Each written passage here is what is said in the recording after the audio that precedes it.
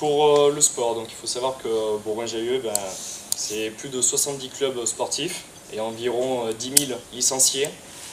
Bourgoin-Jallieu est ce qu'on peut appeler une ville sportive par excellence. On peut dénombrer dans notre ville plusieurs clubs de haut niveau, mais également un nombre impressionnant de clubs et associations sportives permettant le sport pour tous. La municipalité actuelle n'est cependant pas à la hauteur du potentiel sportif de notre ville.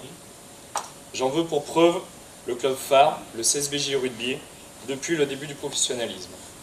Pierre Martinet, René Flamand, Gaston Molin, Arnaud Tourtoulou, de nouveau Gaston Molin, Gérard Gerbelot et enfin Martial Magnier. Depuis 2009, le club a connu 7 présidents. Et ces changements ont révélé au grand jour la fragilité du management sportif municipal. Tout d'abord, une politique d'investissement nulle. Il suffit de fréquenter les travées du stade Pierre-Ajon, et en particulier ses vestiaires pour se rendre à l'évidence. Entre une politique maximaliste, le grand stade que Vincent a évoqué, et une politique minimaliste, les Vespasiennes de 1925, ceux qui fréquentent le stade, voilà. On pouvait espérer mieux, effectivement, sur une période de 20 ans. Ceux qui fréquentent le stade et la buvette. Et la buvette, Et je vous ferai grâce de l'épisode tragicomique des Twin Towers, nos loges derrière les travées de Rajon. C'est également des subventions faibles, le plus souvent masquées par des achats de places, en VIP évidemment. C'est également des absences d'audit annuel avec au sein du conseil d'administration un véritable représentant de la mairie. Cette situation a mené le CSBJ Rugby dans une situation catastrophique sans que les élus municipaux se soient rendus compte de la gravité des faits. À titre d'exemple, les adjoints en face, des responsables sportifs du club ont pu même affirmer sans vergogne, la veille du dépôt de bilan, que la partie était sauvée. On voit où on en est aujourd'hui.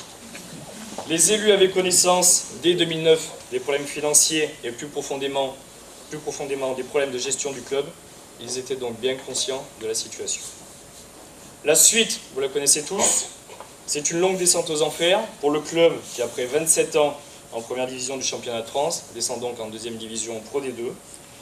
L'année de Pro D2 se finit par un maintien sportif, parce que le club finit 9e, et ensuite une rétrogradation misérable en Fédéral 1. Là encore, les élus n'ont jamais eu la moindre capacité à comprendre l'envergure du problème. Un mois plus tard, après plusieurs appels devant des commissions diverses, la sanction tombe, le club évoluera au niveau amateur. Les relations amicales, les casse-croûtes fraternelles, les déplacements conviviaux et souvent télévisuels n'ont jamais fait une vraie politique sportive. Chacun dans son rôle, les élus pour tracer la voie et impulser, les dirigeants pour financer et gérer, et les sportifs pour jouer et gagner.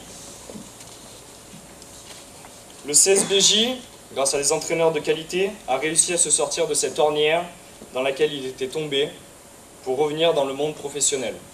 Un rang minimum pour un club aussi prestigieux.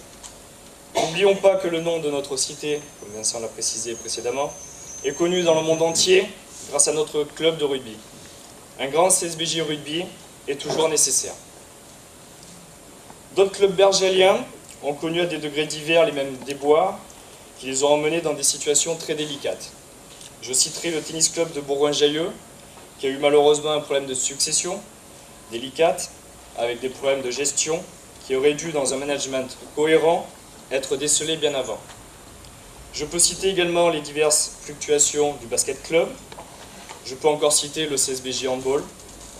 Le FCBJ qui arrive en CFA2, après pas mal de difficultés, tant sur le plan financier que sur le plan managérial, et avec, dans le passé récent, pour ceux qui l'ont connu, un succès et une montée avortée pour les raisons que l'on sait. Le CSBJ Natation, dont les installations dépassées ne sont pas à la hauteur de ce résultat. La Jeune France, la plus vieille institution sportive de la cité, fondée en 1885, continue tant bien que mal sa vie tournée principalement vers la gymnastique et les jeunes enfants. Le ring bergalien, un des 4 piliers du CSBJ originel, que l'on a flatté a posteriori au travers des résultats de Brahim Asloum, et de sa carrière, mais que l'on oublie un peu actuellement alors qu'il y a toujours des bons résultats. Cependant, 2 clubs échappent à la description un peu sombre que je viens de vous faire, et pour la simple raison qu'ils ont décidé de prendre pour partie leur destinée en main. Je parlerai de la Fraternelle, dont la créativité, l'innovation et le courage sont un exemple pour tous, malgré les difficultés constantes rencontrées. Cette association a su forcer son destin en se professionnalisant et ainsi acquérir une certaine autonomie. Le CSBJ Athlétisme, prenant exemple sur la précédente, a appliqué la même politique dans un contexte encore plus difficile et a pu obtenir par un début de professionnalisme des résultats encourageants. D'une manière générale, les associations sportives, vélo, sport de combat, tennis de table, ski club, volleyball, associations de sport santé, et j'en oublie et vous m'excuserez, représentent globalement une richesse pour notre cité et manquent d'un soutien, pas seulement financier, malgré tous les efforts de l'adjoint au sport, qui malgré sa bonne volonté et ses qualités humaines, n'arrive pas à masquer cette absence de politique générale.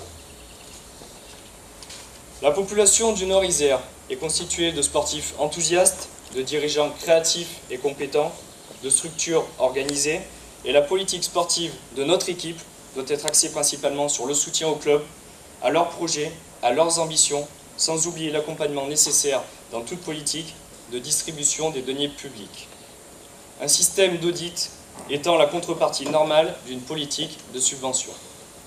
La mairie de Bourgoin-Jallieu, au travers de l'OMS, l'Office municipal des sports, doit voir son influence augmenter au sein des clubs, sans pour autant s'immiscer dans la politique sportive de ceux-ci, et trouverait un vrai rôle de chef d'orchestre avec toutes ces partitions différentes.